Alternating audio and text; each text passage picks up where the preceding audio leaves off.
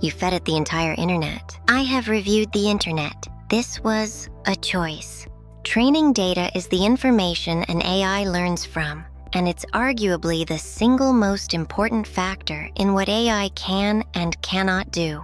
The scale is hard to comprehend. GPT-3 trained on roughly 500 billion tokens. That's equivalent to reading every book in the Library of Congress over 1,000 times. The model can only know what it was shown, and it absorbs not just facts, but biases. If your data overrepresents one culture, one language, one type of person, your model reflects that skew. Garbage in, garbage out at planetary scale. Imagine training a chef by sitting them in a restaurant for 30 years, tasting everything anyone orders.